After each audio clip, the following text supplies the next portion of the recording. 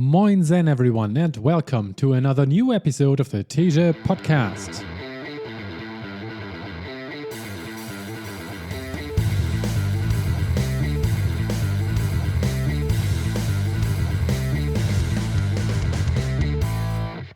How I quit smoking.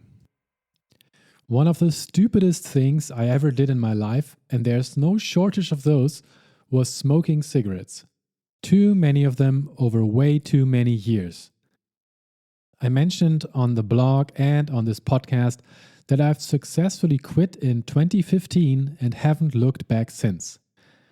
I've coded this page, teja.com/quitsmoking, to serve as a reminder of all the benefits I gifted myself by quitting this terrible habit. I don't need the reminder, and in fact, I wasn't close to a relapse ever since I quit. But I think it might serve as inspiration for others who are still struggling with tobacco consumption. I've received a bunch of messages and mails from readers of the blog asking me for advice on how to quit.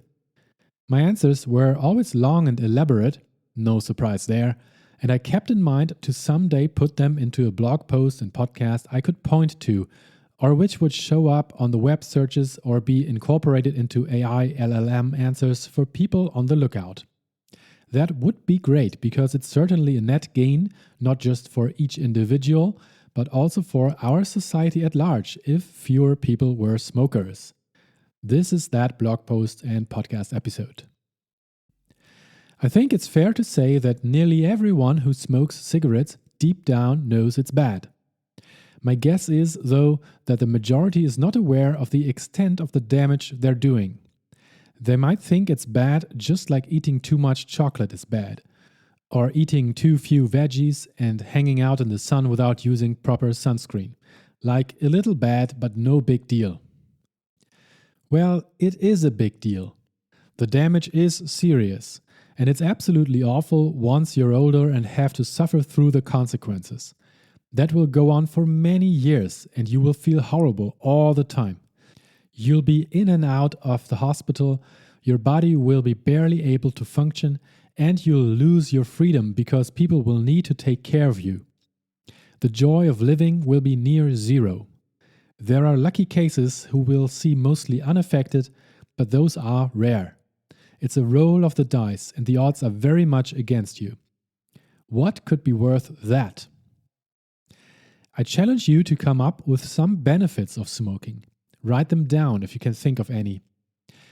Then think about how honest you were to yourself when declaring those benefits. Are they really increasing your quality of living? And if so, do these increases really outweigh the horrifyingly negative consequences? I think we all know the answer. Quitting smoking is the best possible thing you can do for yourself. It doesn't much matter if you're using vapes or only smoke at parties. It's all bad. As an example, I used to smoke around half a pack per day on average for around 15 years. To quantify the impact, medical doctors count so-called pack years, meaning how many years a person has smoked one full pack per day. So for me, that's about 7.5 pack years of damage. To my benefit, I quit while still relatively young. My body was theoretically able to recover well. The older your body, the less able it will be to reduce the risks after you quit. Still, at any point in life, quitting is the better option. And the best time to do so is always yesterday. The second best, right now. It's all in the mind. You must not fool yourself, and you are the easiest person to fool, to quote Richard Feynman. The control center of our bodies is so easily fooled.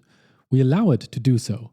We say things like, yeah, I know it's super bad, but I just don't want to quit. Why is that? Why does our brain come up with a sentence like that and pretends to us that we freely choose to dismiss the clearly better option? Good news is, you're not dumb for smoking. Your brain is being tricked. The brain is just working on chemicals and bioelectricity. It's a machine. Every decision-making process is just synapses firing to give us the idea of having come up with one. Neuroscientists have made it possible to see in an fMRI how our brains produce a decision milliseconds before we become aware of it. We have no power over what our brains do. We think we do, but that's an illusion. Yuval Noah Harari has this great test in his book Homo Deus, if you still think you can choose your desires and direct your thoughts as you please. Why not just stop and try to think about nothing at all for the next 60 seconds? It's impossible. Our brains won't let us. They do the work, we're just here to do what they say. As weird as this sounds, it's what we're currently sure to be the truth. And as you're surely aware, chemicals like nicotine induced into our bodies can mess with that natural chemistry. We call them drugs. Some have a clear benefit, such as antidepressants. Some lead to very bad decision making. It's not you who thinks that you just don't want to quit smoking. It's the chemicals in the cigarettes which make you think you don't. But how do I influence this process then? How do I quit? It would be cool if there was something simple like a pill to swallow, which would just put the right chemicals into our brains so we would instantly be convinced to quit, right? Maybe it will one day exist if the overly powerful tobacco industry isn't able to stop its development. But for now, we have to use existing methods to change our thinking.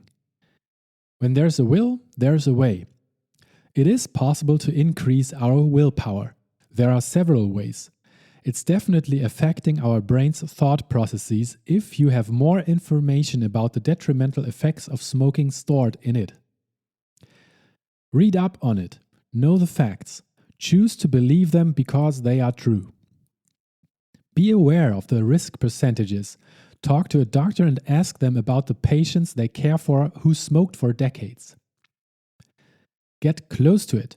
Take a walk in front of a large hospital where the people in wheelchairs with oxygen tubes in their noses lethargically keep on smoking despite it all. Take in the misery. Get familiar with the cost of smoking for society. How much money needs to be spent on healthcare because of it, for example. Calculate how much you've spent on cigarettes so far and how much you would still spend if you continued to smoke. Adjust for inflation. Calculate the gain if you would put the money into a low-cost index fund. Those typically grow between 4 to 6% year over year on average. That's a conservative estimate.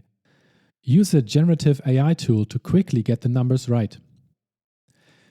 Remind yourself of the current negative effects you're already experiencing: decreased lung capacity and continuously elevated heart rate, cold hands and feet, weak sense of smell and taste, the constant cloud of a nasty smell you're carrying around, annoying others. Each piece of information will influence your brain. Repeat the information to yourself. Not enough? Here's the magic bullet. There's a legal option to feed information into your brain without you being able to fight or question it. It's hypnosis. This isn't magic or esoteric nonsense or even a money-making scheme by some frauds. It's actually working. Scientists don't yet fully understand how it works, but the changes in brain activity were proven in fMRI and EEG studies. It doesn't work for anybody, but there's a beneficial placebo effect, meaning if you believe it will work, it will much more likely to work for you.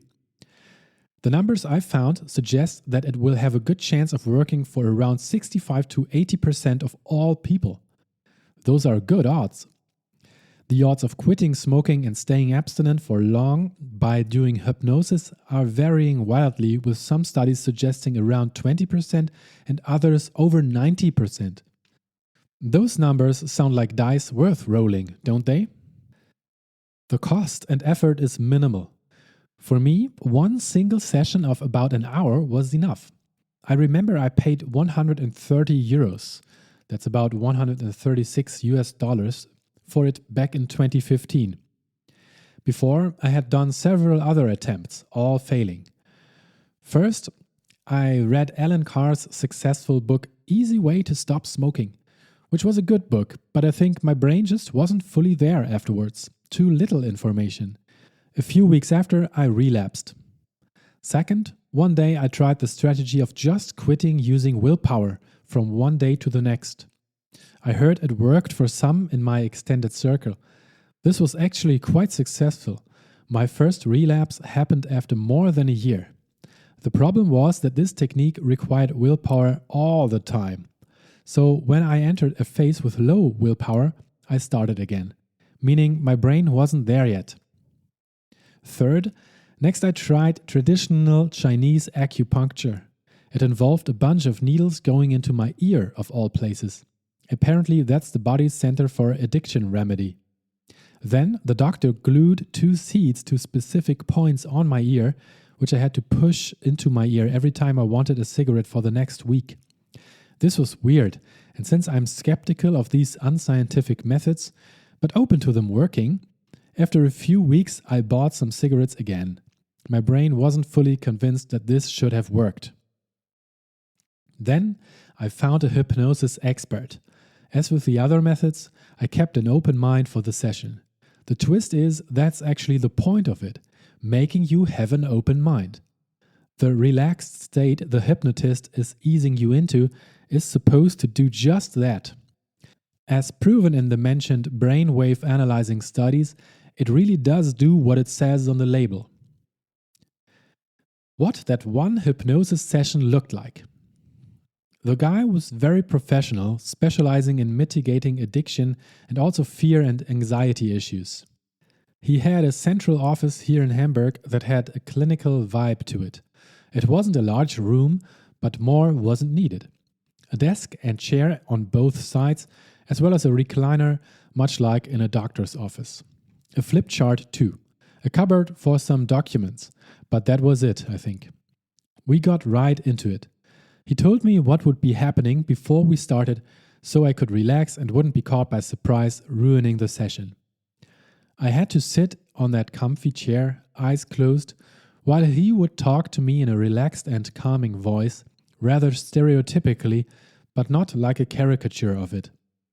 Suggesting things like how I would be getting a little tired, feel my arms on the rests, feel my legs, pay attention to my breath for a while, and getting closer to the state of sleep. There were no questions. He was doing all the talking. I was supposed to really chill and listen, eyes closed. After, I think, around 10 minutes, he arrived at the topic of smoking. I was in the desired state right before falling asleep, where the brain mostly deactivates the resisting and arguing parts, where you just believe what is said. The brain doesn't want to spend the energy on it. It just lets it happen and takes it in. That's exactly what you want to counter the induced chemicals of nicotine. It's a shortcut to convince you of the facts, to make you believe and prioritize them. You don't react by thinking, yeah, okay, it's bad, but I still want to do it because I need those smoking breaks during work, or whatever your main justification for smoking is. You start thinking, yeah, you're right, it's bad and I know this. And there, your brain stops to argue. That's the solution.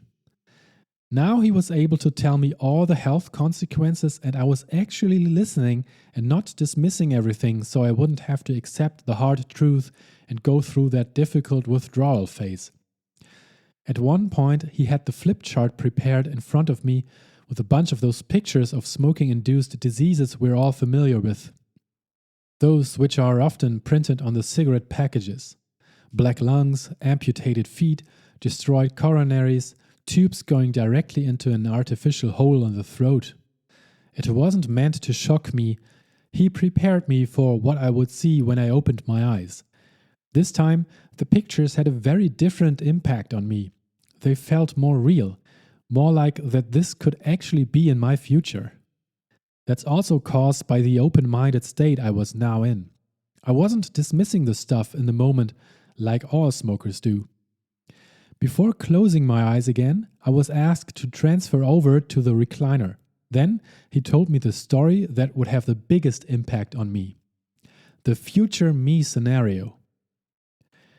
Part of the easy dismissal of the bleak situation we're putting our future selves into is the abstract thought that the real problems will happen way down the line, a long time in the future.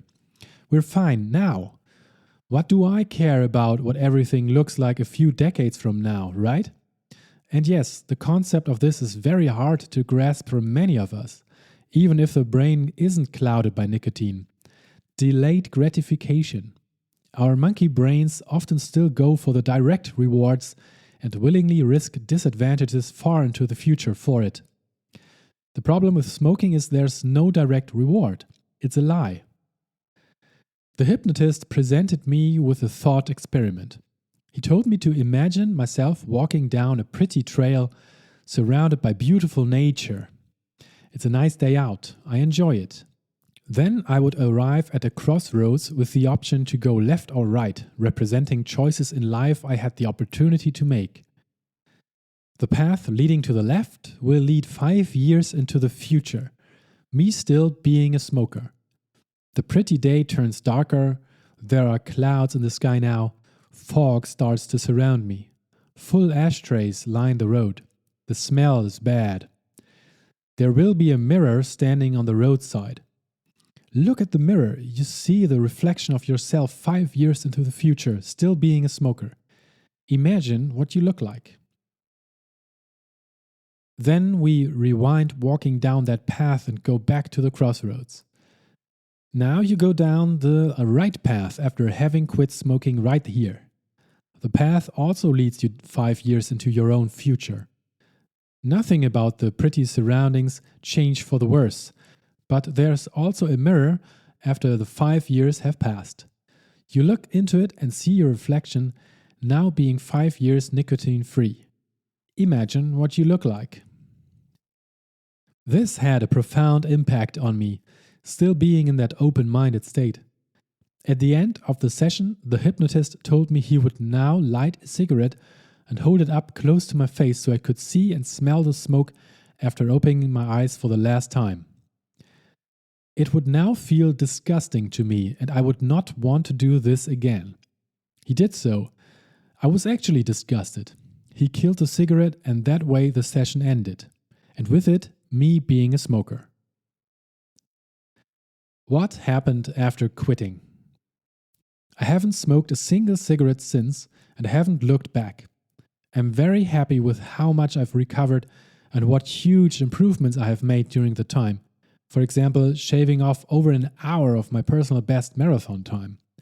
I'm sick way less often and have a lot more energy. The taste and smell of great food is so much better now. My skin is a lot better. And over these past 9 years, I have saved so much money. And I can enjoy each moment without constantly thinking about where and when I can next have a cigarette. But the general feeling of empowerment is probably the best thing about it. I don't do something that is holding me back and impairing my own health and well-being. I'm not a victim of some useless chemicals anymore. I take care of myself instead. In a way, this has also opened doors for me to learn about and try other options of improving my life, such as looking at nutrition more closely and starting other healthy habits. Tips for the weeks right after quitting. As mentioned earlier, I have quit smoking several times before it finally stuck. Therefore, I have gone through the tough phase of withdrawal multiple times too. First off, the phase didn't feel nearly as bad the last time I quit compared to the earlier tries. I think that's also because the uneasy feeling is amplified by the uncertainty still apparent in our brains. The more resolute we are with our decision, the less impactful the withdrawal will feel. Still, it can be hard, and I've definitely struggled too. The good thing is that it fades away relatively quickly.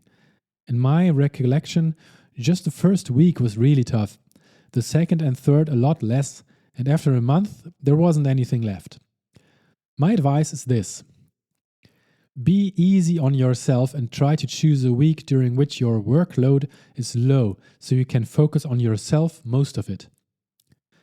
Don't substitute smoking with a different addiction, but take special care of yourself by doing things you know you enjoy a lot, such as taking long hot baths, going for a walk in the forest, checking out that expensive restaurant you've always wanted to, get a relaxing massage. Avoid those friends who are still smoking and maybe even try to talk you out of quitting so they wouldn't have to feel that pressure on themselves. I know this is one of the biggest downsides, but it's also just in our minds.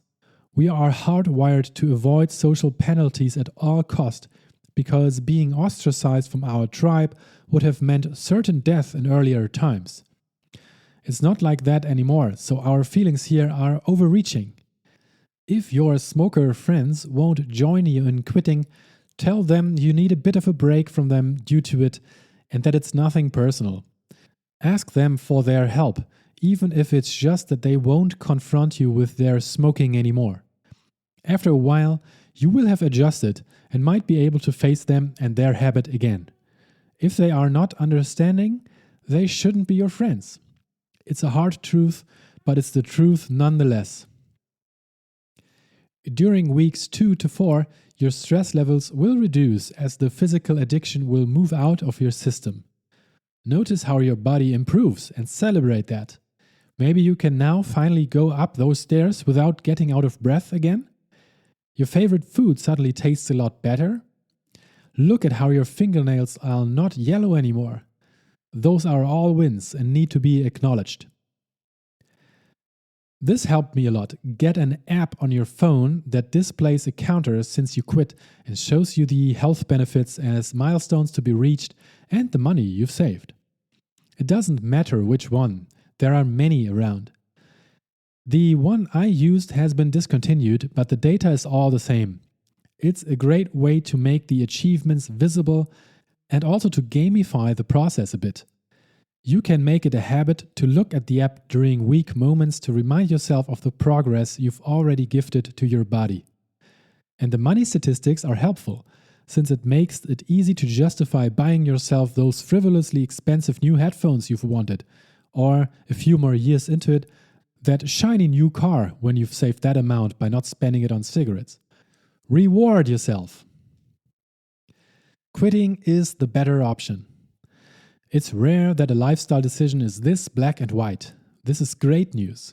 If you put all factors into one equation, you will always end up with the result that not smoking is preferable to smoking. And even when you shine a closer light on what's generally perceived as advantages of smoking, you will realize those aren't real. It's a trick, a lie. It's just a chemical altering our thought process. Use your freedom to do other things than slowly and painfully killing yourself. Sorry, not sorry for saying it as it is. If you'd like to find out how much money you can save by quitting, I've also built a little free tool you can try out. There's a link in this podcast episode description for you. Take care of yourself. I hope this helped. Thank you for listening and all the best to you. Have a great day. Bye bye.